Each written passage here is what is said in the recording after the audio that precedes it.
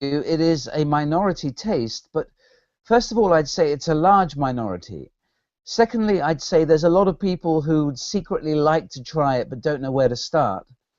And thirdly, I'd say there is something very universal about it because it does speak to our past, as you mentioned, you know, those pioneer days. It does speak to the time 120 years ago before the grid was born, before Edison had invented electricity, which is a long time. It's several generations, but in the history of our country and our species, it's a very short time. So, you know, most of our time on this earth was spent without the grid. And actually, there's a chapter, I wrote a book called Off the Grid, which has a chapter about the way that the grid was started.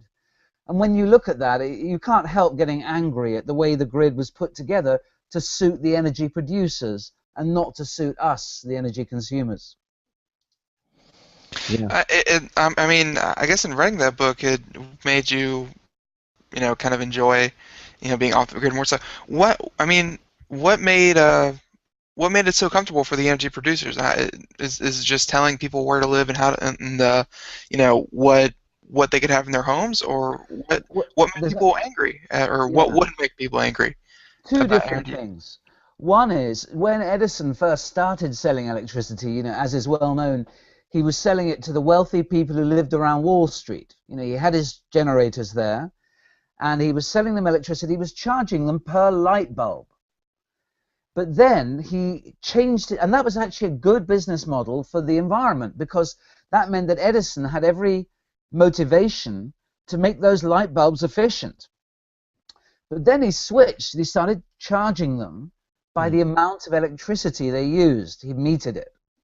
And he also sold them the light bulbs.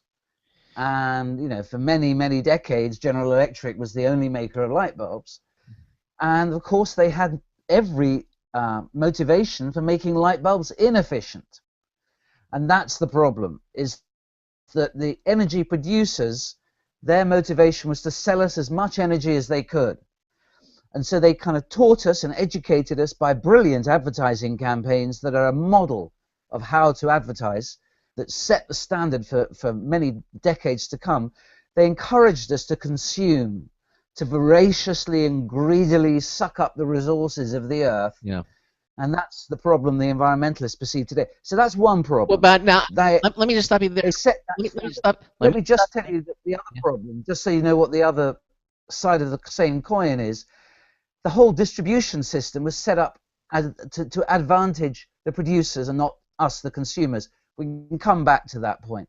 Right, and you make some excellent points. And it's taken so long that we're finally seeing compact fluorescent bulbs, and now we're seeing LED lighting coming out. Well, these bulbs will last, 100,000 hours, and basically that means they last like 20 years, and they're extremely energy efficient, and they're making them dimmable now. But they're still very expensive. One bulb can cost you almost $20 for a single light bulb. But we're seeing the prices of those coming down too. I mean, it's a slow process, but we're beginning to see efforts being made to stop this voracious consumption of energy. And I agree with you completely, Nick. I think that I think it's folks like you and other people who have been, decrying this situation for the longest of times, and I think only now we're just starting to see the efforts with solar panels, with wind power being adopted on a more massive scale. And again, I think the biggest culprit is the light bulb, and we're seeing LED lights, which are incredibly energy efficient and last basically forever. We're seeing that, but it's taken this long to get us to the point, and we're still not there. But let me ask you this: if you think when we finally get down to an LED bulb costing 99 cents, and we have all these efficiencies, do you think that you would still live the way that you do, or do you think that you agree living in a home which is considered to be, I don't know, more conducive of how people live today, given if you can have all these savings? Well, do you think that'll influence your decision? Well, even once we've got all these technology savings, There's still going to be millions of office buildings with the lights on all night. There's still going to be people and societies and governments who are continuing to waste the resources on the planet. Whilst that mindset continues, I'll continue with my mindset. Well, then I have a feeling it's going to probably be for the rest of at least of our lives, because I don't. Well, I mean, I don't. like more efficient light bulbs isn't really going to change his mind, but it would probably make living off the grid easier, because your power draw from from light sources isn't going to be as much, and it's going to be easier to live off the grid. It's not going to be less appealing. It's just going to be better. Mm-hmm. That's one of the first things that happens when you start to live off the grid, is that you realize how little you really need. Because of course you immediately start looking for ways to economize on your energy and water consumption, because those are your two scarce resources. So, I've got my couple of solar panels and my couple of batteries, and it's amazing how much I can run off that. By choosing those light bulbs that you talk about that last a very, very long time. And of course I switch them off when I'm not in the room. And by of course I also piggyback on the system, it has to be said. When I'm down in the town, when I walk down my mountain to the local town, I'm always sure to charge my phone down there, so that I've got a full battery by the time I go back up again. So of course the off-grid system piggybacks on a lot of the achievements that of the modern world, and there's no shame in that. It's not a competition. It's not about trying to be the purist. It's just about a choice that you can make some of the time or all of the time if you want and as it suits you. Yeah, no, it makes perfect. And there are crazy people who, in my opinion, try and live without electricity. Yeah, well, and we'll get to that. We're at the bottom of the hour. We have to take a break, Nick. But when we come back, I want to ask you, a little bit more of the reasons that people give to you that they like living off the grid, and also, really, is it worth all the effort to do this? Let's talk about that when we come back. You listen to the Computer America Show on the Blog Talk Radio Network, the Boost Radio Network, and the IRN Radio Network. Got a brand new News Tips Bulletin review coming up too, so stay with us.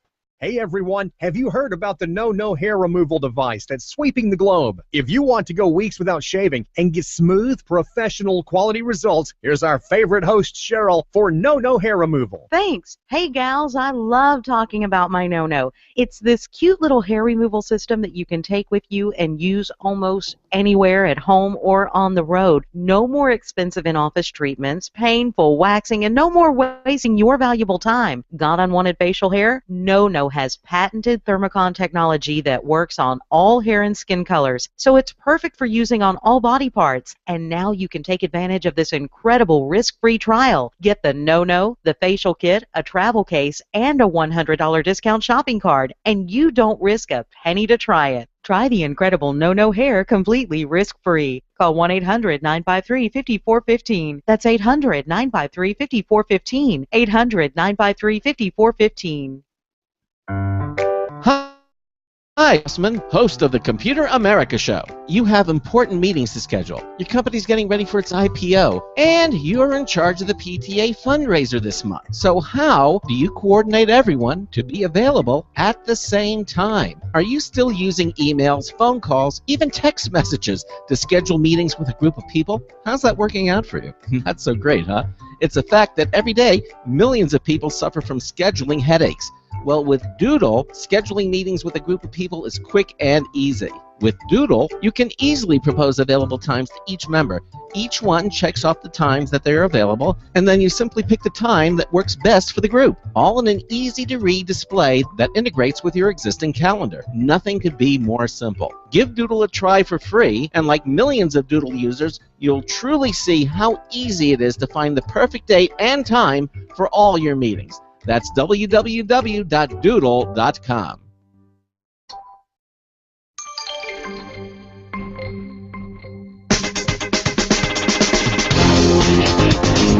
Howdy doody, it's Marty Winston with a News Tips Bulletin Review for Computer America. This time, the GE Jasco and Brighton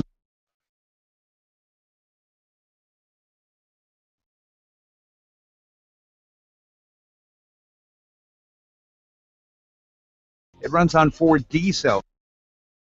It's top down through 3 brightness levels. The loop has a detachment point, so you can hang it from a branch or hook it on a bar. Optics here are simple but clever and effective. A central conical emitter. That emitter housing is surrounded by a translucent diffuser shaped something like a snow cone. Now, both of these are surrounded by a transparent lantern jar, but capped with a reflective disc. As a result, the light for the broad light shine. Well, the top disc is reflecting a useful amount of light toward the downside, sending it downward to help you see what's around your feet and your path. At full brightness, 350 lumens, a set of alkaline D cells is rated to last 45 hours. At low brightness, make that 180 hours. Bottom line, the GE Jasco and Brighton LED lantern is a great asset for days of light delivery using easy-to-find batteries with a shelf life measured in years. This is Marty Winston with a News Tips Bulletin Review for Computer America. Thank you. Yeah, I know. Thank you, Marty Winston, for that great lantern. I mean, if you ever break, your car breaks down middle of the night, middle of nowhere, you hear banjos playing, what better way to make it creepier than an LED lantern? That's I think that's very useful. You can't say that what Nick Rosen is doing is creepy. I mean, he has his reasons for doing. He likes what he does. Using LED lights and whoa, no. I'm not talking about Nick Rosen here. Okay. I'm talking about the stereotypical horror movie start. A couple of college kids driving to spring break. They break down. They're in the middle of nowhere. I'm not talking about Off the Grid. That's not creepy. Okay. No, it's not. That's why I was surprised you were saying that. No. I was talking like the stereotypical horror movie here. But we do have Nick Rosen here, and we're actually, it says that your familiar name's Off Grid Nick. So Off Grid Nick. Okay. Yeah. And we're actually talking about living off the grid, and it's even you're talking about how people would think that you're kind of crazy and whatnot to live without electricity, but I mean it's not about living without electricity. I mean even the Amish nowadays, they're the first ones that spring to mind and say, what would you do without electricity?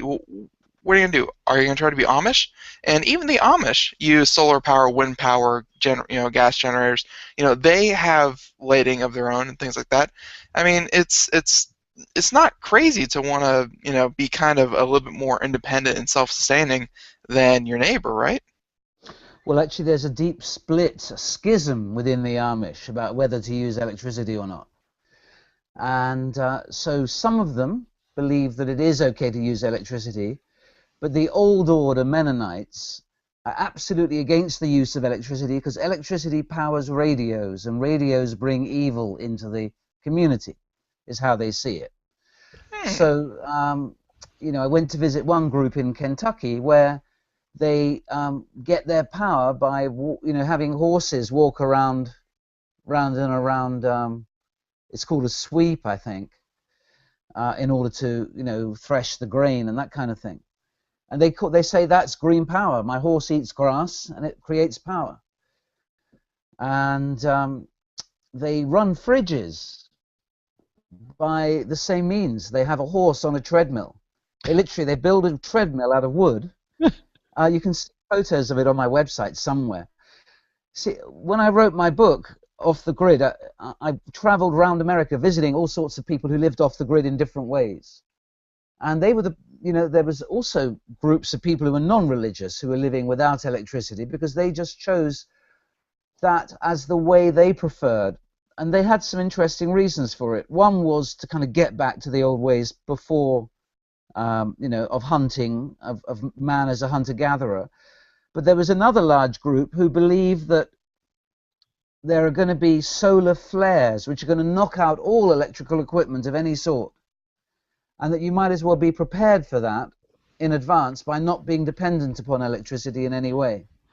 Well, So, you know, there's so many Those are different the groups. preppers, right? those are the Doomsday Preppers. Yeah, we see a lot of. They actually have a TV show here dedicated to Doomsday Preppers for a variety of reasons, and most of these people that that they show. When you say crazy, I think of some of the people on Doomsday Preppers that are completely hellfire, brimstone, world's coming to an end, chicken, sky is falling. Those are the crazy people I think about. Yeah. Absolutely, and some of them have electricity. So but anyway, the point is that if you have got energy and you're living off grid and you're using electrical power or wind power, solar power, you're creating it yourself, you're managing it yourself, and apart from the initial investment, you don't pay anybody for it. And in America, where energy prices are still pleasantly low, that might not seem as important as it does in Britain, where energy prices are a seriously large part of the average person's take-home pay. And in some parts of the world, they're much more, especially in island Hawaii, for example, has very high energy costs. Yeah. Well, of course, they're a little island out in the middle of the Pacific. Their resources are a lot more, and of course, those resources are being taxed even more and more. Speaking of tax and stressing, I recently heard of a story from some woman in Florida who was trying to live off the grid, and they wouldn't allow her to do it. As a matter of fact, they were charging her, they were taxing her in order to offset what her costs would be, just for the mere part of. I don't know if you're familiar with the story, but this was just relatively recent. She was trying to live off the grid, and they wouldn't let her. The local government wouldn't let her do it. Have you heard of things like that? Yeah, I mean, wherever there are all sorts of major obstacles to this simple freedom that you would have thought you could do. So, like in Colorado, there's a tax on collecting rainfall. In Spain, they're trying to tax solar panels. Really? Greedy governments everywhere, see just one more revenue source in what is supposed to be a freedom and an attempt to get away from government. In my bit of Spain, I have a rubbish tax. I have no rubbish whatsoever, and even if I did, I'd have no way of getting it down there. I deal with all my waste myself, but I still pay a new tax. Came in about a year and a half ago, $30 a month, basuras, rubbish. What can you do? That's unless you want to join a revolution, you just try and avoid those things. But the most serious issue is the one to do with where you can locate yourself off grid. And of course, most of the places that are most pleasant to live in are the places where it's hardest to just buy a field and live in it. So if you want to do that in bits of Kentucky that nobody wants to live in, that's fine. But try it in Northern California, and you soon find yourself in trouble. Right, exactly. I mean, they're out to get you one way or the other. It seems. I mean, if you buy a plot of land, maybe it's defined as buildable land. Which means that they can run all the utility sources to you. That's buildable property, or if you're on the ocean front or what have you. There are provisions in place that they can tax you. If you're not using these things, they're still going to get you. They're going to make it very difficult for you. I mean, I can see some point in that. Like, I currently live in the middle of the suburbs, and if I wanted to put a turbine up and some solar power and some solar panels and try to go as off the grid as possible, I mean, they're still going to tax me because I am still in the middle of basically civilization. But I mean, and you're still using roads, you're still using all the police force, all that kind of thing. But I mean, if you're like you are living up on a mountain and not and so they have to come up and poke you with a stick and say, hey, pay us. That's something different. But the average person who's living in the city, in the suburbs, or somewhere that's pretty well populated, living off the grid, completely off the grid like you do, probably isn't an option. They have to go somewhere else. Oh, I totally agree with you, and but you can make some really good steps living in a suburb, and I call that being off-grid ready. So you can connect your solar panels to the grid and be feeding your energy back in and make some money that way. It's kind of annoying though that if there was a big power outage, you remember the big 2000 and I can't remember what it was now, 2003, 2004, the huge East Coast outage then. But people who had their own energy supply through solar or wind weren't allowed to use it, because there's another rule the utilities have got, that if you feed any of your power into the grid and the grid goes down, they have to switch you off. And it is really simple to have a switch which would, and they say that it's for the safety of their own employees who are out mending, repairing whatever's broken. Mm. But actually, it would be very easy to have a switch that they approved that you put on, which isolated you so that you could still have your own energy. So it's kind of annoying to think that that if you choose to connect to the grid in a suburb and feed into the grid, when the grid breaks down, you break down. It's a bit self-defeating. Well, in Florida, for example, which is sort of like Hurricane Alley, a lot of people have generators on their homes, and I do know that when they're installed properly, before you switch the generator on, you have to hit the circuit breaker that takes you off the power grid. It takes you off because you don't want to start your generator when you're on the power grid. You're going to cause the problem. That's exactly what he's talking about. I mean, if you're feeding back into the grid with with other energy sources, you're feeding back. You're still on the grid, but with the generator, you're switching off the grid, and then you're drawing your power from your generator. Like, it'd be that kind of system, but currently, I guess there isn't really that kind of system for feeding into the grid. Because the utility companies, you can tell that I'm not particularly in love with the utility companies. The utility companies know perfectly well that there are ways of dealing with that, but they've just refused to accept them. And obviously there are health and safety issues, and they haven't ticked them off. They haven't ticked the boxes, haven't allowed that to happen. And maybe this is a good moment to mention the other problem with the utility companies. They encourage us to use energy. Distribution system. I haven't talked about the way that small community energy companies were snapped out by the bigger boys. And I haven't talked about the fact that 30% of energy is lost in between the power station and your home or your office or your factory. The energy is just lost. It goes up and down the line. And somebody's paying for that, and it's us. And, of course, a lot of the energy that flows around America is just being traded. There are all these different energy companies, and they're bringing this energy around. And the reason this is important and relevant is because of the so-called smart grid, this new way of managing the energy in our country, which is coming down the pike very fast. Mm-hmm. It's going to cost literally trillions. And in my opinion, it's going to cement into place a terribly bad system for another 100 years. So this smart grid, the idea is there are all these energy sources, and there are all these people using energy at different times in different ways, and computers could manage that more efficiently and better. And the answer is yes, they could, more efficiently for the energy companies.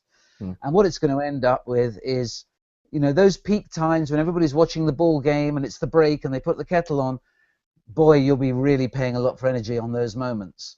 And they're just going to have a very convenient way of measuring those moments and hitting us with basically another tax. But what I'm worried about is the little old lady who needs her fibrillator, or people, old and poor people who need their heating when it's cold, which is when the price goes up. That's what the smart grid is going to give us. It's going to put a little spy in every home. The meter, instead of just measuring electricity, will send that information back to the utility companies, thereby meaning they don't need to pay meter readers anymore. And but will also be a way of measuring exactly what we've got on. Literally all of these appliances will be talking to each other via the internet, and that means your energy company will know everything about you. I don't like it. Well, that's another privacy issue. It sounds to me like that we will eventually have to. I don't know if it's going to be in your or my time. Oh yeah, no, it's coming really soon. It's all going to happen with it. It's already happening. Well, I know finished in 10 years. I know in Ben's home, for example, we've elected to put this little monitoring device. So when there's a burden on the electrical company, usually in the summer time when a lot of people have their air conditioning on, they can turn the air conditioning off or turn it down, and you get some money back if you allow them to do that. It's completely voluntary to do it. but I do know they have systems like that in place now that they're in homes everywhere, which supposedly, depending upon the peak hours of the day, they can work it so it won't be noticeable. At least not, and I know that he's had it in there for some time. And have you ever noticed it going on and off, Ben? Really, has it ever been much of a bother for you? No, not really. All right. Well, I like that. That's a great idea, but that's the opposite, of what I was criticizing. That's a voluntary meter which you put in order to help, in order to make your contribution to a system that you're part of. Yeah. The smart grid that I'm talking about is not going to be voluntary. Ah. Yeah. No, and that would be, just the bad kind of rationing. And by the way, I think it's worth mentioning that our mom is actually pretty in love with the idea of living off the grid, and but I think in her mind, she's kind of romanticized it. It's like, oh, what? I don't have to, pay my local power company; they'll be paying me, and oh, I don't have to worry about this. If something happens, I can live out here on my own. But I think she's very much in one of those suburbs. She can live off the grid, sort of, but she can't ever be completely off the grid. So, do you find people kind of like, do you have to snap them back to reality before you say, yeah, go ahead and turn off your, go tell your power company to bugger off, and you can, install a couple of wind turbines and you're good to go? I mean, do you have to be, do people kind of think too much of it? I think, I have to tell people to maybe try it slowly.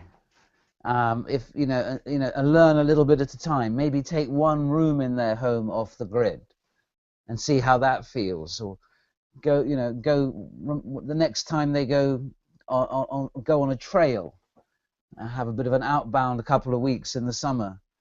Sort of use that as a way of practicing. I think that it's very easy to overlook the negatives, the winter, the harsh winter. New Mexico has got fantastic things about it. There are no bugs there, but it's also very, very cold at night. Yeah, that's why there are no bugs. Yeah, it kills all the insects. That's right. Yeah, exactly. That's typical of what happens when it gets really cold and all of the bugs go away. But then they come back in the spring. In that book I was telling you about, I visited some fantastic people, and there's Caroline Shute. I don't know if you know that name. She wrote a book called The Beans of Maine. She's one of America's great living novelists, and I went to visit her and her off-grid place in Maine, in a woods somewhere, and we couldn't go out. There was so much black fly. We were just kind of in this beautiful setting, stuck inside her cabin with the doors closed, because of the black fly. I'll tell you what, we have a caller on here who wants to talk to Ben. Computer America, Craig Crossman. Hi, caller. Hi. You need to talk. Turn your volume down on the show. Yes. I turned it off. Okay. Hi. How can we help you? Tell my son to kiss my butt. Oh, this is Ben's mother. Okay. Love you too. See you at Thanksgiving. I have not ever romanticized living off the grid. When you're raised in the country, you kind of take that for granted. You have a well. You have a septic tank. If you don't want to pay a fortune in oil for heating, you go out in the summer and chop wood and stack it up. It's not romanticizing anything. That's how people lived when I was a kid, and I'm not telling you how old I am. So, Ben, since you've never had to chop wood, that's because your mother has always worked hard. I didn't ever romanticize anything about being self-sufficient. And you'll recall when the hurricanes hit in Florida, for 6 blocks, we were the only ones who had a chainsaw and a generator and everything else you need to live through not having electricity. So kiss my butt. Well, there it is. I just recall the heater going out a couple days ago when you were complaining about cold. But anyways, we lost. Thank you for the call. We lost the caller, and I didn't. That's okay. Thank you for the call. That was a wonderful call. If anyone else has any nice comments, please feel free to call into the show. You know the number to call, yeah, 834-788-4881. Nick, we're almost out of time, and but this has obviously been hit the nerve of a lot of people out there, and we're so glad to have you. We have a link to your website at computeramerica.com. You can go to, you can see the website, which is www.off-grid.net. But if you go to our show notes page at computeramerica.com, you'll see today's show, November the 10th, and you'll see what we're talking about, living off the grid, and we have a link to the offgrid.net website, and that stays up there for all time, and we certainly welcome you to check it out. There are all kinds of interesting things that you can read about and see about. If you're even thinking about this or considering this, it's a great place to start, because I understand a lot of people don't know where to start, right? Can I just add one other little mention, a plug? There's another free service we've got on the site called Land Buddy. Yes. You can find it at landbuddy.com. And what you can do there is you can go in and you can, it's a Google Maps mashup. And you can put a place on a map and you can say, I want to go off-grid and I'm looking for other people to buy land with and go off-grid in that area. And you post some details about yourself and others can get in touch with you. Or you can say, I am already off-grid, I'm looking for other people to join me. And it's a very popular service, and it really helps bring people together because don't go off the grid on your own. That way madness lies. Yeah, really.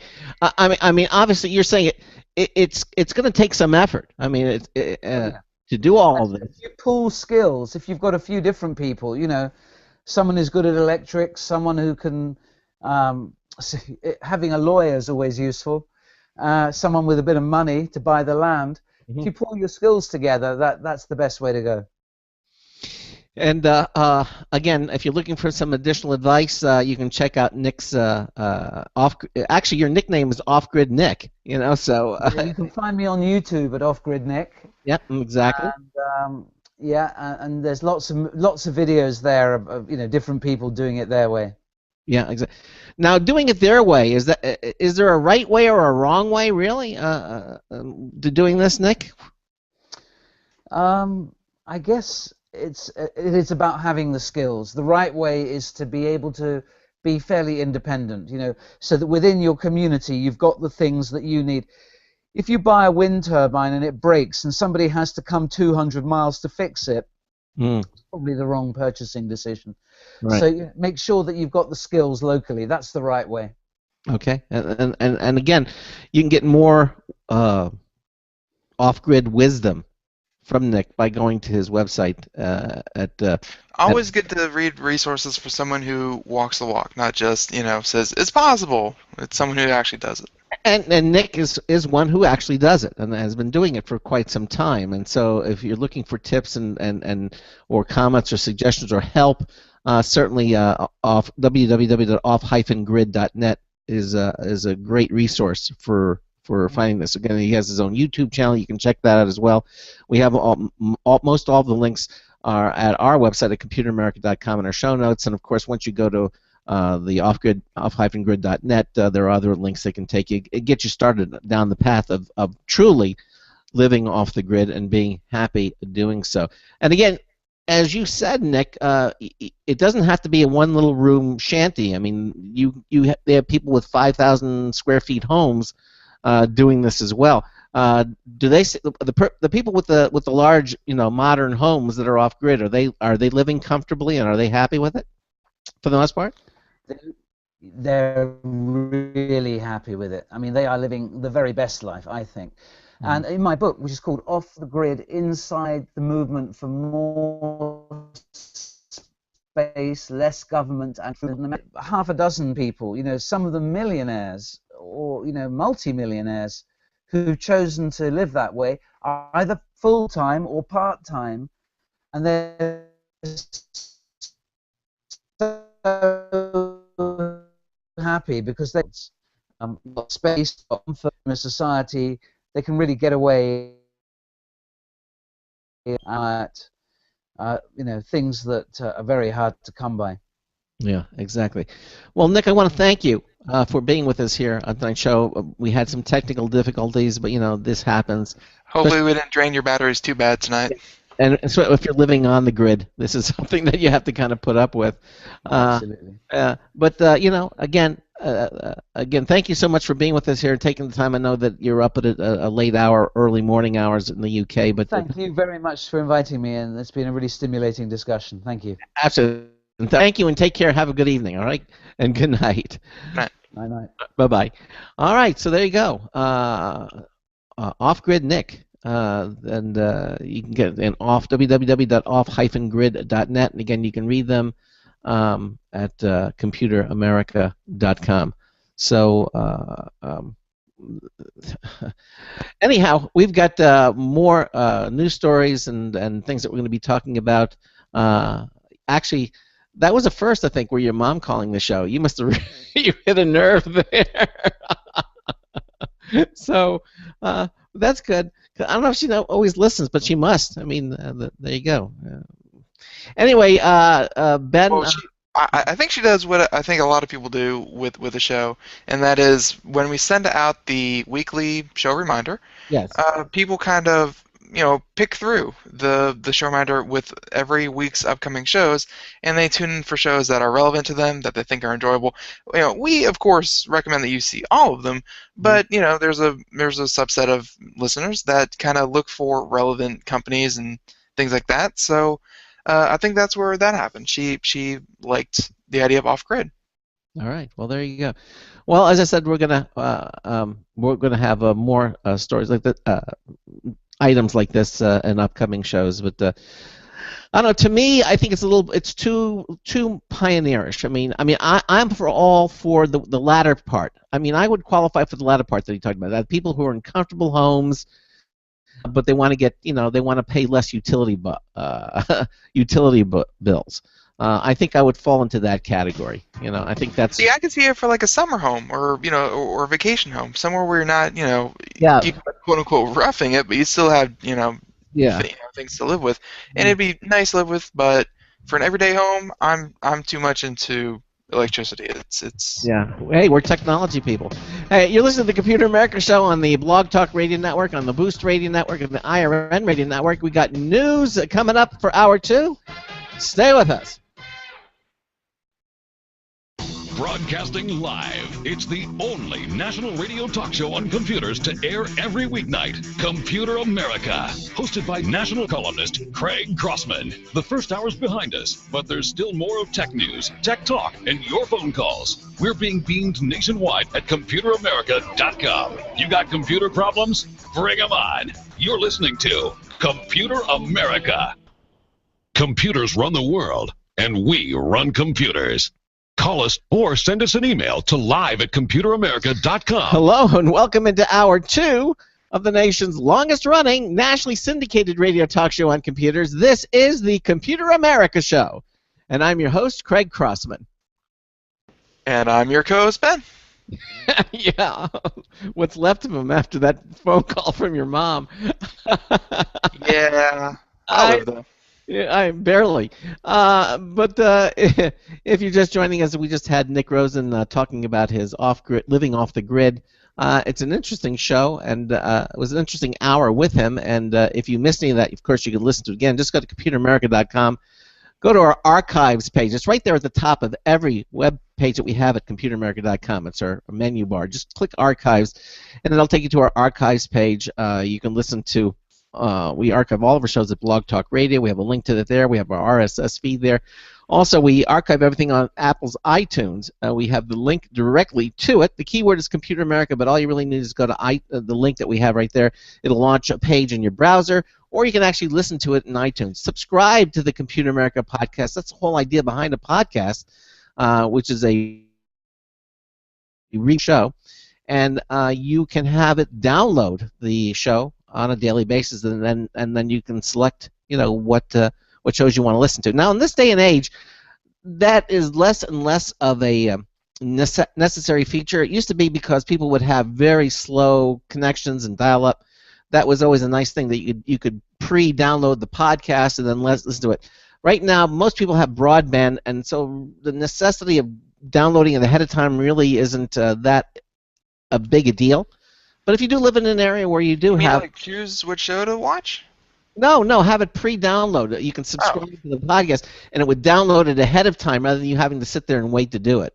And if you had dial-up, and you had and you had like 200 megabytes or something, 27 megabytes to download, that would have been a problem. But in today's broadband, downloading 27 megabytes or 100 megabytes only takes a couple of minutes, so it's really not as big as a deal it used to be. But it's there, and you have the option if you want to. Okay, so again, thanks to Nick Rosen for that.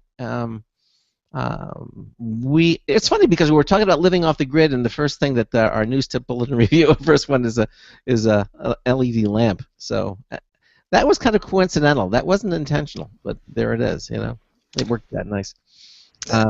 Well, I mean, it was still a good product, regardless of who we had on the show. So exactly. We have another brand new news tips bulletin review by Marty Winston coming up in this hour of the show too. We always do 2 a week, new one in each hour, and so that'll be coming to you probably at the bottom of the hour break. We'll do that. But in the meantime, it's time to do some computer news. Unless you have anything else you want to talk about. No, I think we should jump right into it. All right, let's do it.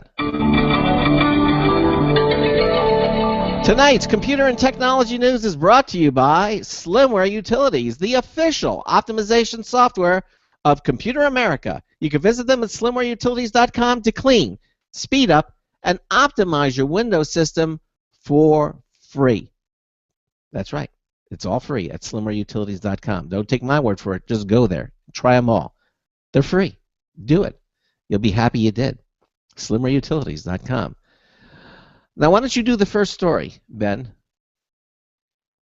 First story, Ben. I don't see that one here. We have other stories, though, that are probably more relevant. Well, yeah, so how about this one about the USPS? Yes, that's Boys in Blue. Big story of the day. It was Big story of the day. So apparently the United States Postal Office falls prey to data theft. Fingers point at China. China? Really? Why China? I don't know. Let's find out. And again, this one by Paul Lilly, Maxim PC. So a hacker attack compromised data of over 800,000 postal workers, not clients. No, workers. Wow. So there are multiple reports that the United States Postal Service suffered a security breach into its computer networks, resulting in the possible theft of data, affecting as many as 800,000 employees and retirees. Personal data such as social security numbers may have been stolen in the breach, and though officials aren't saying who they think is responsible, the general consensus is that China is behind the attacks. Wow. It is an unfortunate fact of life these days that every organization connected to the internet is a constant target for cyber intrusion activity. That was said by the Postmaster General Patrick Donahoe. Mm-hmm. And he says that the United States Postal Service is no different. Unfortunately, we have seen no evidence of. He says, fortunately, we have seen no evidence of malicious use of compromised data, and we are taking steps to help our employees protect against any potential misuse of their data. You know what I got in the mail? What'd you get? Actually, I didn't get. Your mom got an email from Home Depot. Remember, they were just recently breached, and the Home Depot sent out a warning email to her and other people who had their data. They're saying they that just sent it out. Yep, evidently just today they just got it. Oh, that's some slow. Yeah. Yeah. Mm-hmm. Well, just. I mean, no offense to the Home Depot or anything like that, but we've been covering it in the news for a couple months now. This thing happened like 3 months ago. And I don't think the United States Postal Service, even with the recent hack, is that slow getting a ground mail letter out. No. That's surprising. Yeah. Well, continue on, it says, with this story. This is interesting. Sure. So other personal information obtained in the breach includes names, dates of birth, addresses, dates of employment, and more. Fortunately, no credit card information from the post office or online USPS website appear to be part of the data theft. So again, customers, this doesn't involve you. China has long held firm and it doesn't engage in cyber theft, pointing out that such thing runs afoul of Chinese law. However, China has been linked to numerous hacking incidents, including a recent intrusion into computer systems of the Office of Personnel Management, as well as into systems of USIS, a government contractor that conducts security clearance checks. It's weird that they, that they would hack into the people who are trying to do security. Hey, I've just been informed by our crack news staff here that Home Depot letter was about their email addresses being stolen. That's what that was about. So. Well, yeah, that was part of the data theft that happened during the data thefts with Home Depot happened because of the self-checkout lines, and they were able to hack into the system that run the self-checkout lines, and you could actually put in your email address, your credit card information, things like that, to get discounts and rewards cards and things like that. So, yeah, same line. But back to the story about unlike recent attacks on Target and Home Depot, which are believed to have originated from Eastern European criminal groups, there are no signs of credit card fraud or identity theft. That begs the question of why bother infiltrating the USPS and all this, again, by the New York Times. And again, I mean, if you're hacking this organization and you get Social Security numbers, I think, first of all, I don't really see the link to China. I mean, of course, you can, find, fingerprints everywhere of, who accessed the server, where did the signal come from, that kind of thing. Like, you can track to China if it was them, but to say that, just because they didn't steal credit cards, there's no, this isn't a typical Eastern European attack, just the fact that they got, all that kind of personal information and Social Security numbers, you can do a lot of identity theft, having that kind of information on a person. So it's still, monetary-wise, I could see this completely being done by someone who's looking to make a quick buck. Wow. Yeah. It's not just, oh, there aren't any credit cards stolen, so it's not those Europeans over there that tend to steal credit cards left and right. I mean, there's still money to be made from all this. Yes. And there's really nothing you can do about it. I mean, this stuff happens, and this isn't, this isn't the employees who failed to protect their data enough. This is this is the USPS that was hacked. Yep. And as the postmaster general said, the very the fact that we're online, you're subject to attacks like this, and the biggest and best of them are subjected to that. And I guess that's why people like Charles Sandell are in the business that they're in. It's a good business. Well, Charles Sandell is more on the corporate side, but yeah, I mean, if you walk in the city, you're more prone to being mugged than if you are out in the country. If you're connected to the internet, you're more likely to be hacked. It's just one of those things. Yeah, exactly. All right. Well, let's. We're really starting to get into our news here, and I wanted to start this story. It's on Popular Science, but I was also watching it on CNN today, and interesting stories from our crack news team, who delivered this story to me earlier today. Why do you keep saying crack? Are they on something? Is our news team on something? No, that means I need to know this. We're on the ball. They're on top of all the current issues. Our news staff is just really on top of it. No, like you're really plugging that adjective, and I'm like, well, no, this is a message. This is a coded message. They're just on top of everything. And this was the White House pushes to end internet throttling threat. We just had a show on net neutrality the other night, and so here we are now with this story. According to the story, the president's plan would keep ISPs from deciding which websites you can go to and how fast that content will be delivered. Okay, and according to the story again, it says the flow of bits into and out of your house has become no less important than electricity or water. And if President Obama gets his way, they'll be treated in much the same way. Today, the president put forth a statement on the hot-button issue of net neutrality, coming down firmly in favor of a free and open internet. Here, here, here. Okay. In his written statement, the president urges the FCC, that's the Federal Communications Commission, to adopt explicit rules that would prevent any internet service provider or mobile network from blocking or throttling the content, including accepting any sort of payment for higher speeds, the so-called fast lane approach. And he is dead set against this, and as we are as well. Now, evidently, the president is not mincing words about the necessity of net neutrality either. Abandoning these principles, he said in a video accompanying his statement, would threaten to end the internet as we know it. Okay. Now, the FCC tried to enforce net neutrality in 2010, a move that was struck down by a D.C. Circuit Court earlier this year, not because the court believed that such rules were unnecessary, but rather because the way the FCC attempted to put those rules in place was not kosher. Excuse the expression, given the current classification of broadband services. So, to remedy all of this, the president is now asking the FCC to reclassify broadband as a Title II service under the 1996 Telecommunications Act, which would place it in the same category as broadcast services like television. Now, previously, broadband internet has fallen under Title I, which instead treats it like a phone carrier. In plain English, the president said, I'm asking them to reorganize that for most Americans.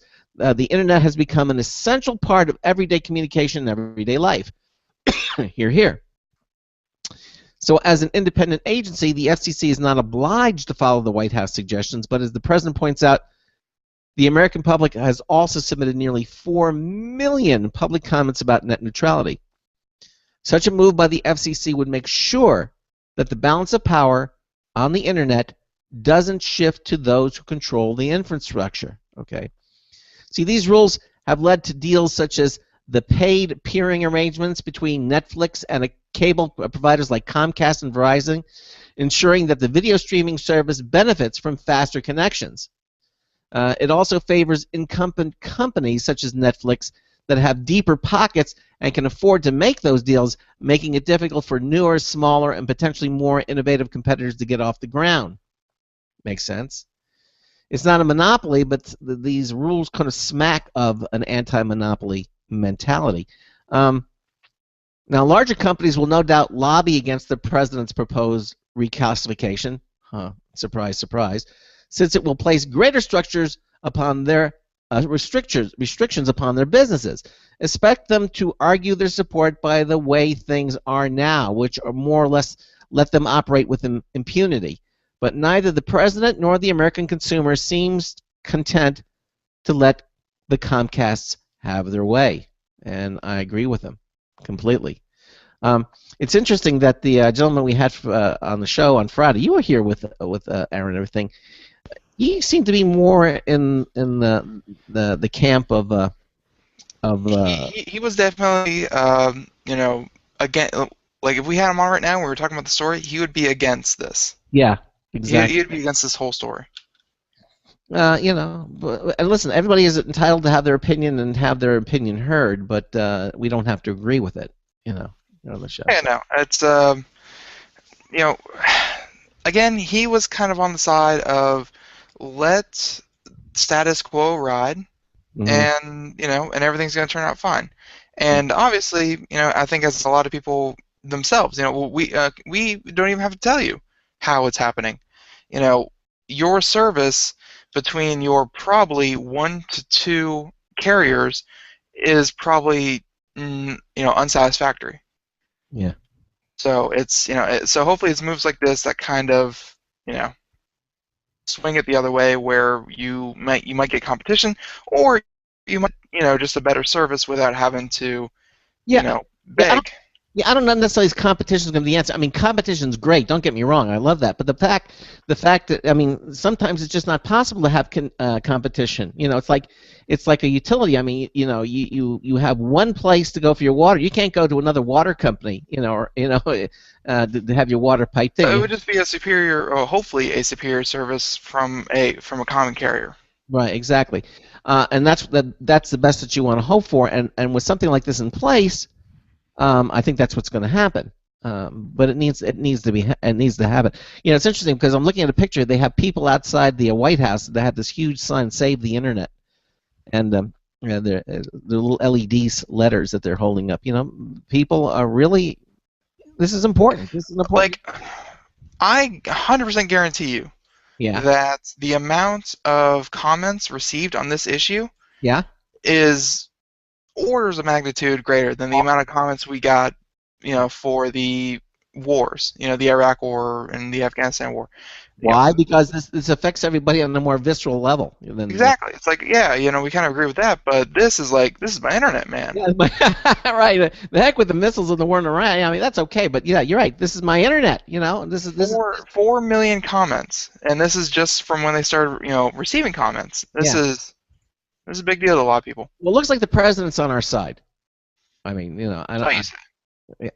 I mean, it's like, and if anything that our show showed you, on back on Friday, is with politics, Ian, it's hard to know exactly what people are saying. So, it appears he's on our side. I don't see that's why we don't normally cover politics on the show, because we don't know what the heck we're talking about. Well, but we know about the internet, and we understand about throttling and Netflix. We understand that one probably better than the actual politicians do. So we do. So that's what Ben and I are going to keep a close eye on this and bring it to you as it develops, the story develops, which is going to continue to happen for some time. Obviously, these things take time; they move slowly. I think keeping a close eye on things is what causes people to lose eyes.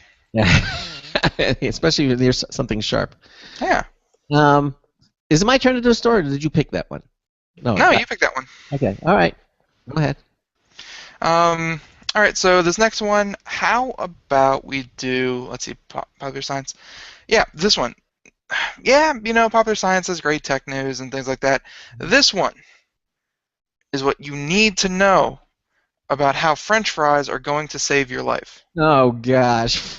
Yes. So the USDA approves a genetically modified potato with possible health benefits. And yes, we are doing a potato story. We're doing a potato story. Warm up to it, Craig. Warm up to it. We're doing a potato story on this computer and technology show. But we're going to do a potato story because potatoes are important. And warm up to it. Yeah. So there's a new Mr. Potato in town. A new Mr. Potato. Yes. And this weekend, the U.S. Department of Agriculture approved a few genetically modified potato varieties for farmers to grow commercially. He's genetically modified? Yes. They are genetically modified versions of the popular russet potato and the Atlantic potato. Honestly, if you put two potatoes next to each other, I can't tell the difference. I had never heard of an Atlantic potato. I know of a russet. Truthfully, be honest, have you ever heard of an Atlantic potato before? No, not really. All right, that's just okay. The russet. I mean, most of the potatoes I know are either mashed or fried. So I don't. No, they have names like russet potatoes and Idaho potatoes. I'm sure a lot of people have names, but I don't pay attention to that either. You don't know. You mean you go to McDonald's, you don't ask what this potato is named, what potato is in our French fries. They don't. I don't even ask what their name is. It's. I assume all their surnames are, excuse me, Mr. or Mrs. Potato or McDonald employee. Yeah. That's just how it is. By the way, the French fries at McDonald's are the best. I mean, they're just they're good if you get them seriously. They even get bad before you get home. Like they turn to that cardboard like. Oh, yeah. They if you don't eat a McDonald's French fry in the first 10 minutes that it's served, they mutate. Let's just say that you can't put them in the fridge and reheat them later. It's terrible. Soggy. They're a good treat when you can have them at the moment. Yes, that's it. Okay. So back to non-McDonald's talk. When fried, the new potatoes, called innate potatoes, produce less of a chemical called acrylamide. Acrylamide appears to be in some starchy foods when they're cooked at high temperatures. It's most abundant in French fries and potato chips, my favorite. It also appears in tobacco smoke. Scientists think acrylamide raises people's risk for certain cancers, but it's not clear how much acrylamide people have to eat to raise their risk for cancer. So if it's not clear how much eating innates would lower their risk, the New York Times reports. Yeah. The innate potatoes also bruise less than the non-GMO potatoes, a quality that farmers and shippers prefer. Because again, if you have a non-bruised potato, people are more likely to buy it because it looks better. Are you saying that eating potatoes would give? Are they saying that eating a potato can give you cancer? That's crazy. Acrylamide. Well, acrylamide in these potatoes. The potatoes do not give you cancer. The acrylamide does. Okay, so they have a genetically altered potatoes that has no acrylamides. They're going to be acrylamide-free potatoes. Yes. Okay, you're going to see this on the label.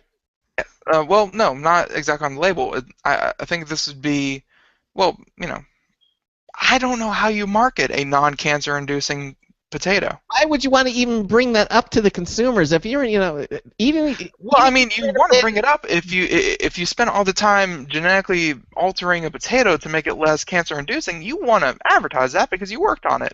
But yeah. it's.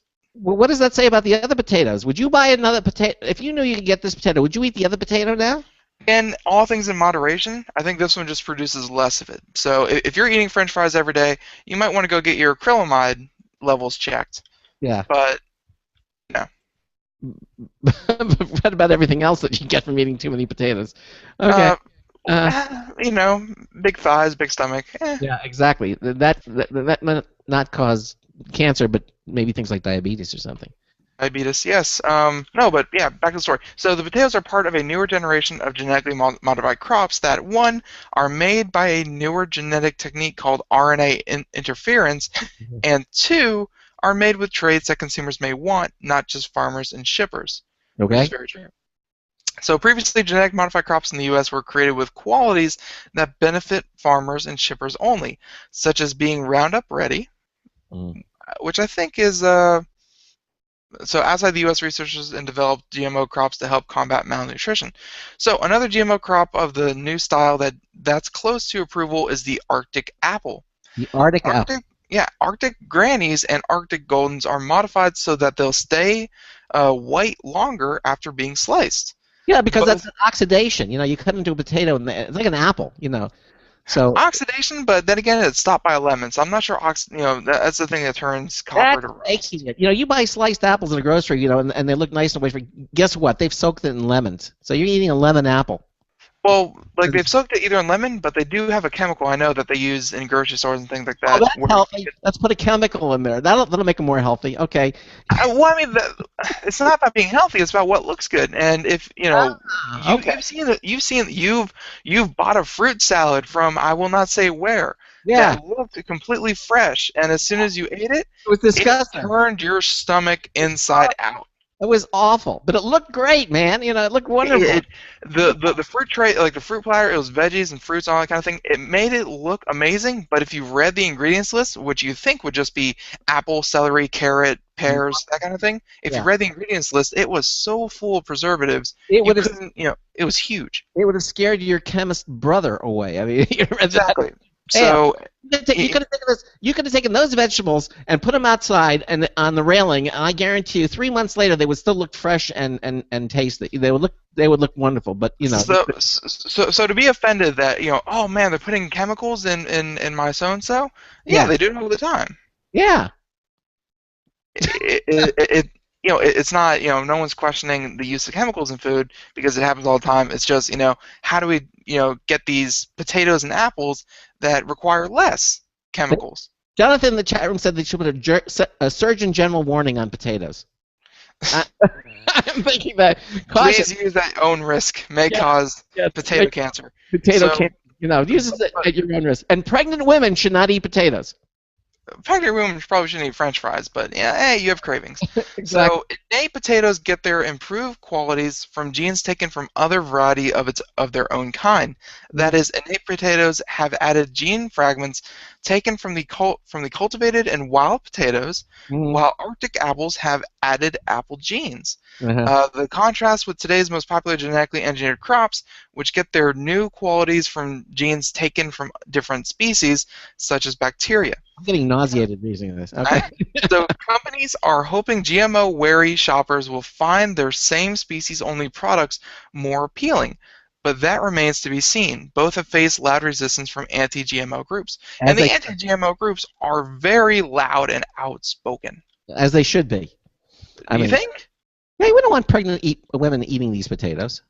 What, innate potatoes? The ones that cause less Oh, well, no, buildup of chemicals in the body? yeah, you want to. Well, you got to be careful. No. The anti-GMO people would be against the new kind and would be all for the old kind. That's because they don't want anything that's genetically altered. For some reason, there's some horrible onuses placed on anything that's genetically grown. They think it's somehow unsafe. It's unnatural. Yeah, which, you know, I don't know where Craig stands on the whole thing, but I'm definitely all for genetically altered. It's, you know, it sounds like a big scary word because it has 3 syllables, but it's not a scary process. Have you ever seen one of these potatoes that sit in a closet too long and they start sprouting? These little things come out of them. You seen this things? Yeah. Well, what if you ate one of those genetically altered potatoes and one of those things starts sprouting out of you? I mean, you know, and it starts taking over your body. So instead of reading up on what is actually going to happen with these potatoes, you're going to say, well, what if? Yeah, what if? What if you become a giant potato by eating these things? It takes over. See, that is the kind of quality of argument that that you normally do hear from people who are anti-GMO. I sense a new movie here. You know, Attack of the Potato, the genetically altered potato. Well, you might as well just watch, you know, Little Shop of Horrors. Oh, well, yeah, that was a good movie, by the way. It was. All right, you're listening I'm just saying, the anti-GMO. Yeah, you're listening to the Computer America Show, or the Potato Show, here on the Blog Talk Radio Network, on the Boost Radio Network, and the IRN Radio Network. Coming back, we got NEC's got a new app for your phone. Get this. That if it uses the camera to detect whether the thing that you're buying, like a name brand purse or, you know, one of these designer, if it's fake, it'll spot counterfeits using your phone's camera. Now, that would be really useful. I mean, you take your phone and you run this little app, and it will tell you whether the product you're about to spend several $100s on it, it's going to let you know if it's counterfeit or if it's real. And then on that same note, you got another story coming up from Maximum PC. A lot of these counterfeit things are showing up on eBay, you know, and evidently someone who works at eBay, they're going nameless, are saying that eBay is turning a blind eye to fake product listings. Wow. I mean, so that the designer purse or those designer shoes that you may be buying on eBay may not be a designer product. It could be. You know what? Wouldn't it be cool if you could use your smartphone with that app on your smartphone to go to eBay and check to see if the product is counterfeit before you buy it? All those eBay listings use, you know, pre-stock photos. They don't take their own photos. Yeah, that I would mess that up. Still, a couple of interesting stories, and we got a lot more. A brand new news test bulletin review from Marty Winston. That's all coming up. Stay with us. Looking for a best friend? Brother Wolf Animal Rescue has your best friend waiting just for you. The mission is to protect and enhance the lives of companion animals and the people who love them. Their no-kill rescue shelter is open year-round, making it easy for people to adopt their best new friend. This year, Brother Wolf will find homes for over 2,400 orphan dogs, puppies, cats, and kittens. All have ended up as an orphan through no fault of their own. Brother Wolf has created a safe, nurturing environment where these special animals can heal emotionally and physically until they find a lifelong home. Their life-saving transport program brings dogs and puppies from overcrowded shelters in the south to rescues in the north where homes are easier to find. Brother Wolf Animal Rescue is a 501c3 organization. To learn more about their life-saving work and to make a donation, visit their website at www.bwar.org. That's www.bwar.org. Help to realize Brother Wolf's vision when no animal is euthanized for lack of a home. Who's a good boy? Don't complain about your cable bill going up and up and up. Do something about it. Grab a pencil and jot down this special number. 1-866-663-MY-TV. The more cable TV rates go up, the better digital satellite TV looks. So, disable the cable and get more of your favorite channels in 100% digital quality for less money. Call 1-866-663-MY-TV right now to sign up for packages starting as low as $19.99 and up to 4 rooms. And there's no equipment to buy. That includes your free HD TV upgrade, your free DVR upgrade, and your free professional installation. And the best part, the pristine digital picture and sound. Call 1-866-663-MY-TV. So, what are you waiting for? Pull out out your major credit or debit card. Call 1-866-663-MyTV. 1-866-663-MyTV. Disable the cable, cut costs, and get more. Call 1-866-663-MyTV. 1-866-663-MyTV.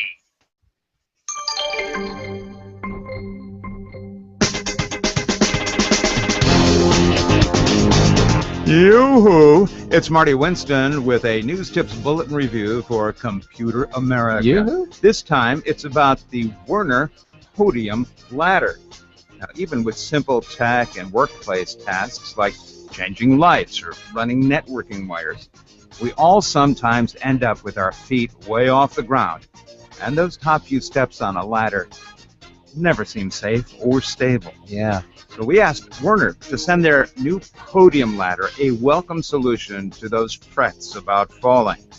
The 44.5-pound model that came in is officially an 8-foot fiberglass, and thereby non-conductive ladder, with a 300-pound load rating, but with a different design that makes that top step feel stable even when we want to turn around to either side or backwards. There are a few reasons for that, the least of which is an extra-large platform at that top level. But unlike other ladders, this one doesn't stop at the top step. Above the top platform at about waist height is an extended guardrail with places to hold tools and materials, including an embedded magnet. Standing at the 8-foot top platform level means most people can reach up to 14 feet and still not feel precarious. Cool. They do make other heights in case your own workspace is either capped with too low a ceiling or to let the ladder fit, or you need an even higher destination for whatever you're climbing up to do. But the bottom line, the Werner platform ladder is the best gear for heights, for people who haven't fully conquered their fear of heights. This is Marty Winston with a News Tips Bulletin Review for Computer America. Welcome back to the Computer America Show. The ladder? Yeah, it's 33 minutes past the hour. That was Marty Winston with another News Tip Bulletin Review. And, admittedly, it's a bit more on the tool side, which is probably for us. Yeah. And no matter what he says, I still feel precarious getting anywhere off the floor. It's I do not like heights.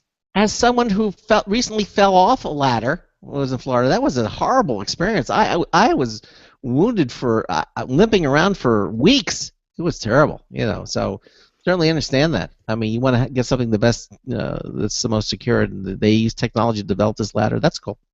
I'm all for it. But and trust me, I've had to use 30-foot ladders. They're no fun. But yeah. So welcome back to the Computer America Show. We are doing computer and technology news, brought to you by Slimware Utilities, and we just got finished with one that I guess Craig was really trying to make entertaining for himself, was the genetically modified apples and potatoes. I was just pointing out what the hazards of potato eating, Which again are solved by a GMO potato, not caused by a GMO potato. Okay, if you say so. Again, my chemistry-toting brother could explain it much better than I could, but the chemistry of it all points in the direction that, hey, GMOs are not deadly. Okay. Just because you don't understand doesn't mean it's scary. A lot of people don't understand technology, which is why we're here to help educate them. But technology isn't scary. It's not going to jump out and catch you. It's just you have to know what you're doing. Yeah. All right. Well, we have a call. Should we take it? Sure. Why not? All right. Computer America, Craig Crossman. Hi, caller. Hey. Late at night, I love Craig, hanging out on the radio, calling in, whatever. Listening to that ad about ladder safety and stuff like that. Yeah. It brought to mind this little technique that my dad taught me when I was younger to deal with wobbly ladders and stuff like that. Okay, and all right. He was trying to give us some advice on how to make a ladder more stable, but evidently, that we're looking for right now. But yeah, back to the news stories. Okay. All right. Well, NEC has this app that allows you to spot counterfeiters using your phone's camera. Now, this is very cool, and I think this is something very, very useful. Okay. Not sure why NEC is developing it. I mean, NEC makes point-of-sale systems. They make computers.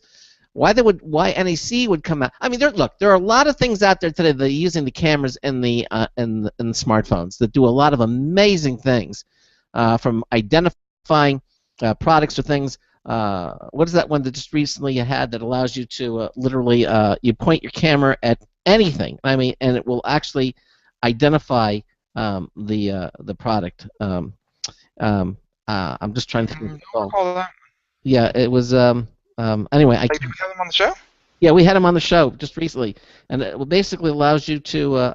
Here it is. It was CamFine. Remember CamFine? CamFine was on the show, and then other ones. There's one called LeafSnap. I love LeafSnap.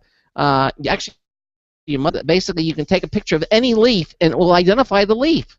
There's another called Delectable. You can you point it at any bottle of wine, and it will tell you all about the bottle of wine. Where it was made. What it sells for. All the the vineyards from where it came. You don't have to have the power of the nose and the tongue. You just need Delectable, and it'll identify it for you. HomeSnap is another very cool one. Basically, it basically allows you to identify. You take a picture of any home, and it will tell you all about that home. If it's on the market, how much they're asking for it. These identifier kind of category products. My favorite is one called SkyGuide. You literally hold your camera, smartphone's camera, up to the night sky, and it will point out constellations and planets, and it's very, very cool. Well, now using that same kind of technology, NEC's got something that you point at to any, like a purse or something, or a belt that you're about to purchase, and it's going to tell you whether it's fake or not. Is it truly a design? Is that purse a Coach purse worth $500-600, or is it a fake? I mean, I can see using something like this. You probably wouldn't want to go. You wouldn't use it in if you went to a Macy's or a Sears or a reputable store. Probably that's all been taken care of. But if you're in the street market and you go to a vendor and says, "Hey man, you want to buy a purse?" Or some guy walks up there and I'll say, "Well, maybe, would you like to buy a watch?" And he opens up the overcoat and he's got all the watches on the, I mean, that. You need to have something like this to see if it's a fake, if it's a fake Rolex, if it's a real Rolex. Okay. Well, according to this story from Engadget, you're going to be able to have the power to do that now. In the future, you might only have to snap a photo with your smartphone, because NEC's developed object fingerprint technology that compares the tiniest details of an object, such as the metal or plastic grain, with images in the cloud base. So if something doesn't look quite right in that cut-rate handbag that you're about to buy, you know why? Because it's useful beyond piracy too, because you could trace the origins of legitimate items or make sure that the repair crews are using the right parts. That's true too. I mean, you bring a person to be or your watch to be repaired, something. I hate it when I bring my purse places and they want to repair it and they use counterfeit parts to fix it. That's not good. So this way. Now, according to the story, again, the technology isn't perfect.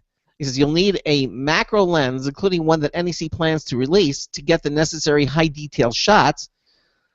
NEC also hasn't said whether or not you'll have easy access to its anti-counterfeit tool, although that partly depends on its negotiation skills. It's hoping to partner up with other companies to make the phone-based scanner a reality by March of 2016. Yeah, that means it's about a year and a half away.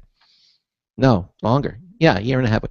If all goes well, though, you'll always have a way to spot black market goods if this comes first. I think this would be a very useful tool. I really do. I think this was something very, very useful, and I can think numerous times that you could do this. Again, if you go to a big major department store, chances are you're probably it won't be counterfeit. It's going to be the real thing. But if you're buying it from any place else that might be questionable, it would be nice to have something like this. From what I've read, and this was actually brought up in other places, and it made sense. It's that like one of the biggest things is counterfeit Lululemon counterfeit purses and that kind of thing. The big one, counterfeit Chanel purses. Okay. Well, now that's going to be harder because if you're No, buying, it's not though. well, it's a There fragrance are model. there are things to look for, and one of the things to look for is, and again, I read this somewhere, so don't think I go around looking up how to identify fake purses all day. Is that Chanel takes a lot of time to make sure that their stitching is, first of all, on the inside, that the way that the material meets, like with the printed pattern on it, the way it meets is that there are no Chanel patterns that are cut off at the seams. Like you're not going to see like half a Chanel logo, at a seam. It's always in such a way that every Chanel logo is fully visible. So if you see like any of those, and of course, there's differences in straps and buckles and that kind of thing, all little things that you can look for that, just a cursory glance, if you don't, and I've seen the numbers, about 60% of the Chanel purses out there are counterfeit. They're fake. Well, yeah, if you buy them from a non-legitimate source, yes, obviously. If you go to the big department store, chances are. Like if you buy them from like a secondhand store, or if you buy them from like a flea market, garage sale, what have you, and it says, oh yeah, it's a real Chanel. Give me $300 instead of the usual $5,000 it's going to cost you. Yeah. You think you're getting a good deal when it's actually just a counterfeit. Yeah. Then of course, then that begs the question, if you get something that's so good that you can't tell the difference, then maybe you can say, hey, it's a Chanel purse. Who's gonna know? What do you think of that? Well, then someone like me comes up and says, hey, that purse, that don't look right. I don't envision that happening, Ben.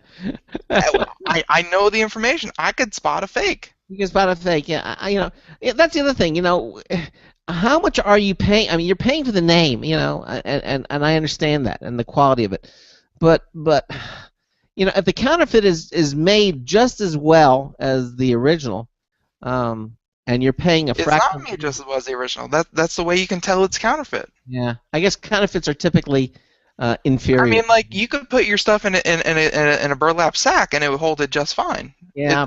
There's a point about high fashion. So you need to pay for it. Well, if you would know, I mean, you're the owner of the purse, Ben, right? So you would exactly. It's counterfeit, and I know you wouldn't want to walk around with a counterfeit purse. No. And it's also people who are duped into buying counterfeit purses. Well, first of all, if you're buying something, a name brand from a street vendor that's costing, 1/10 of what it's going to be in a department store, you can bet your bippy you don't need tell you that this thing's counterfeit. Come on. I mean, people buy them from Craigslist. People buy them from department stores. People buy them from flea markets, garage sales. Yeah. Yes, they honestly do think they're getting a good deal. Yep. It's not always the case, though. Yeah, that's true. Well, in a related story, speaking of counterfeits, let me just move into this. Oh, you're doing 2 in a row? Yeah, it's related. It's related. Counterfeit. This is from Maximum PC again, Paul Lilly. Evidently, eBay. A lot of these counterfeit items that we're talking about are showing up on eBay. Ooh, bad. And evidently, according to the story, there's a counterfeit whistleblower claims that eBay is turning a blind eye to fake product listings. In other words, eBay is contributing to the problem rather than policing the problem. And the subtitle is "Beware What You Buy on eBay." I'm sure Evan's happy about this. He says, can you spot a real product from a fake one simply by looking at its picture? Well, in some instances, it's not as easy as you think, and according to the Counterfeit Report, a consumer protection website, online auction site eBay, isn't doing enough to protect its buyers from falling victim to fake items being sold as the real deal. And that's not the least of the allegations. It gets worse. The Counterfeit Report says it spent 9 months investigating the prominence of fake items on eBay, and during that time, it claims to have purchased 250 counterfeit products, all of which were promptly reported to the auction site. However, eBay didn't respond the way the whistleblowing site hoped it would. Instead of adhering to their own standards, embracing the results, and protecting the eBay community, eBay retaliated by blocking the Counterfeit Report's corporate eBay accounts. Well, look at that. Instead of working with them, they're just blocking them. Out of sight, out of mind. Yeah. eBay altered feedback, changed resolved case dispositions, and removed counterfeit comments and warnings protecting consumers. In contrast, the counterfeit sellers remained on eBay, and the transaction fees continued. The site purchased a range of fake goods, from over-the-counter drugs to phone chargers and several other items. And there's more at stake than simply being swindled. I mean, when it comes to counterfeit iPhone chargers, for example, shoddy fakes can cause damage and pose a safety hazard. Hey, forget the iPhone. What if you buy over-the-counter drugs and they're fake? Can you imagine buying, Tylenol or something and it's not really Tylenol? Are you buying your drugs from eBay? Not me. No way. Not you? No, I wouldn't buy drugs over. Oh, so it's the same people that you poo-poo for buying their purses at, I what? Poo-poo? From eBay. Okay. Well, no, I think. Well, first of all, if you're buying drugs on eBay, over the counter, you're asking for it. It's crazy that you can fathom the scenario where someone buys their drugs from eBay, and yet you can't fathom the idea of someone trying to get a good deal on a Chanel purse from eBay. Well, but are they getting a good deal? Well, no, it's a counterfeit, just like, a lot of things on eBay. Yeah, I know. So how do you know? You know what I know. You look into it. You do research. You figure it out. Yeah, but how much can you? I mean, you see a designer purse on eBay, and you want to buy it for your mom because she's gonna love it. That's gonna be and you buy how much research can you do? I mean, on it. I mean, it's just a picture. It's a Google search away. What? You asked for this. These things don't have serial numbers. You can't track them like. No, you look up how to spot a fake, and then you ask them for a current picture, and then you look at it. Well, that's not a bad idea. But I think it's a little bit more complex than that. Well, again, if you're shelling out that kind of money, especially for drugs, apparently, you want to be careful. Okay. Well, all right. Here's another case. Okay. Customers are simply being tricked into buying products that don't exist. Here they show a picture of a package labeled as a SanDisk 64 gigabyte micro SDHC memory card. Looks real to me. Okay. Micro SD AC? Yeah. Except it doesn't exist in SanDisk's product line. Something which SanDisk confirmed with the counterfeit report. If you look closely, you'll see it contains an SDXC card and not an SDHC as advertised. Nevertheless, it was one of the 250 fake items purchased on eBay and reported to be counterfeit. So is there a moral of the story here? Yeah, big time. But according to Maximum PC, what's the moral of the story? As always, buyer beware and do your research before ordering a product. Yeah. Wonder where we heard that from. You read ahead the story. No, I didn't. Okay. Okay. All right. I think we've beaten that with a sufficient enough stick. It's okay. Again, Craig thinks you can't know everything. I think it's a Google search away. It's not, it's not that hard. Well, you can use Google to help you. There's no question. Remember, I don't know if we're going to do the story, but TechGuy.org, Mike Cermak, he was talking about Elon Musk. I said we have a story about that related directly to what he was talking about, but I don't know if you can do that one. Nope, we're going to do this one. This one was a story that made a lot of us mad when it happened for reasons because it wasn't their fault. But good news is good news. The decision was overturned, and you're thinking, Ben, what the heck are you? And I'm talking about the verdict was overturned for Italian geoscientist convicted of manslaughter.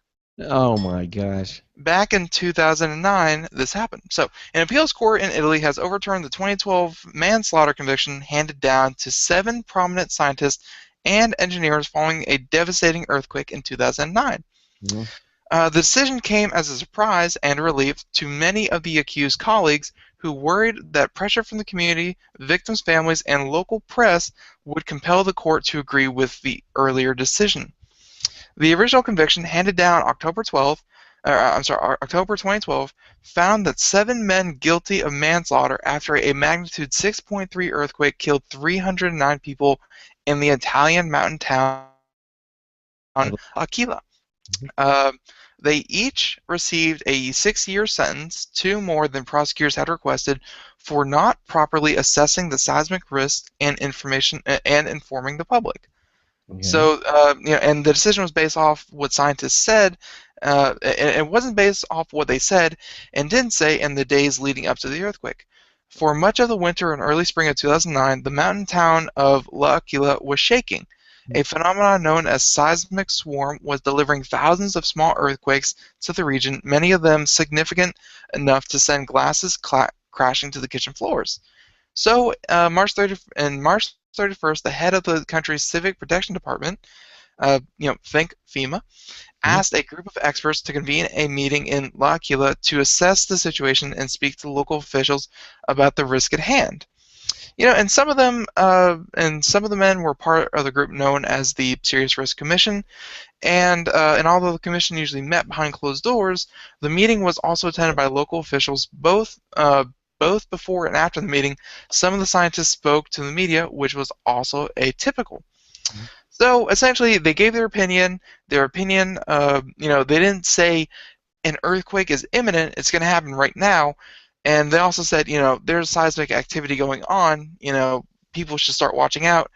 But because they weren't vocal enough, they weren't outspoken enough, and they felt like they weren't informing the public enough, they were sentenced to 6 years in prison for doing their job.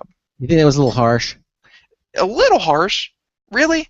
Do you send a doctor to prison for not telling you that you're going to get diabetes? And then you're like, oh, that doctor didn't tell me enough about diabetes. Send him to prison for 8 years. It's these things are, scientists don't cause earthquakes. No. And even so, earthquakes are so hard to predict. You can only predict them, if you're lucky, 2 days in advance. Yeah. So and even that is it's not always perfect. Science is more art than science. It's it's hard to put your hands on. So these guys, 7 of them sentenced to 6 years in prison. They were overturned, and they're no longer going to prison. So again, good news is good news, and glad that they are not serving their days in prison for trying to do their job as best they could. Okay, all right. We don't have. Do we have time to really do another story? I think that I think we've sort of reached the limit on that. Let me just tell you that how about our contests? We really need to talk about those. All of our Computer America contests are in full swing. We have our Logitech contest. Just go to our website at computeramerica.com. Go to where it says, under the Interact menu, it says Enter Contest. It'll take you to our contest page. You can see our Logitech contest. We have 3 great prizes from Logitech. Third place, the HD Webcam C310. The second place prize is the Logitech G400S optical gaming mouse, and the grand prize is the Logitech X300 mobile wireless stereo speaker. And if you win that, you get to pick the color. $70. That's the grand prize for that. And the other thing that we've added an official Computer America contest entry form. So many of you are using that now, and obviously we hit the right. You don't have to send us an email anymore. You'll just fill in the form, click the submit button. We'd love to hear comments from you. I know it's optional, but we certainly would love to hear comments from you. That's all up and running, and of course, our weekly show reminder winner. When you subscribe to our email newsletter, the show reminder, it's really simple to do. Again, it's a form. All you have to put is your first and last name and your email address. Click the blue submit button. It'll send you a confirmation email to which you must reply. We want to make sure that you're a live human being as opposed to a dead one. And once you've done that, you every Monday morning, delivered fresh into your email inbox, is the show reminder. That's the only publication in the world that will tell you who's going to be on the show for the entire week. You can pick the shows that you want to listen to. Personally, I would pick all of them, but pick the ones that you have special interest in. And every Friday from that list of subscriber names, we draw a winning name to win a really nice prize from Logitech. In this case, it's the Logitech C650 rechargeable glass touchpad. That's right. It's beautiful, and it's worth $80. Someone gets one of those every Friday. ComputerAmerica.com. Enter in all of our contests. They're private. We don't give you information. Yeah, private. Don't give your information out to anyone. Nope. we're nice like that. How was Interstellar? Oh, I enjoyed it. Your mom and I went to see it, and I thought. I forgot you went to go see that this weekend. Yeah, we enjoyed it. It was very good. I highly recommend it. Did you see it provoking a lot of the thought, the conversation nowadays about getting off this planet and colonizing other planets? Yeah, and after seeing what I saw, I don't think I would. I don't think I'd do it. Quite frankly, it was very. I mean, it was very, very scary. We saw it in a theater where the sound was cranked up. Boy, I'll tell you, it was fun to watch. I'm not going to tell you the surprises, but there's some people in this movie that I didn't expect to be there. So there was no publicity about it, but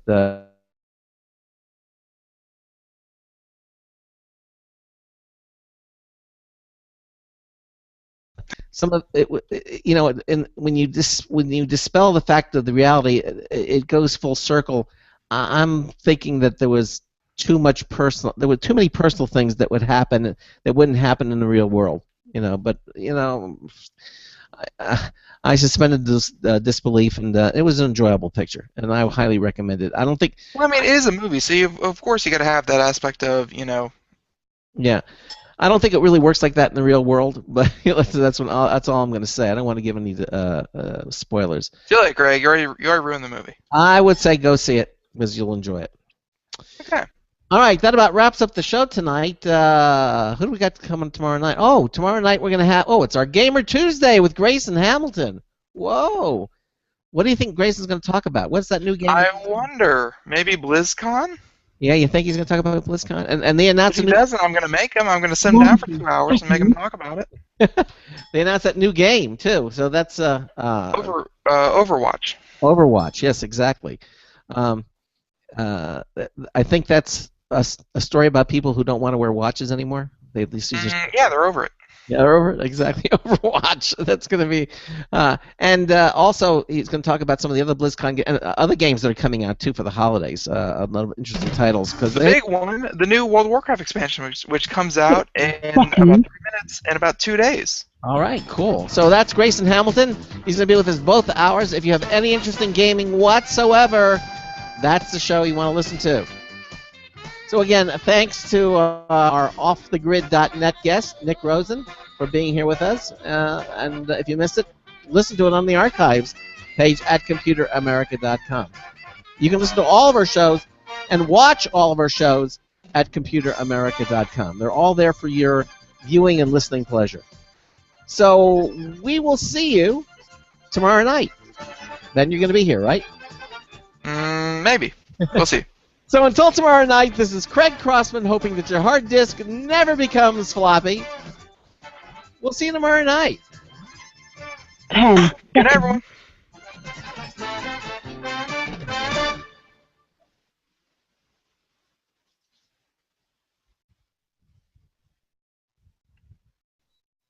Thank you for using Blog Talk Radio. Goodbye. And thanks to all of you watching us on our show streaming, live video streaming page. And as I said, we'll see you tomorrow night here on Computer America. So good night, everybody. Good night.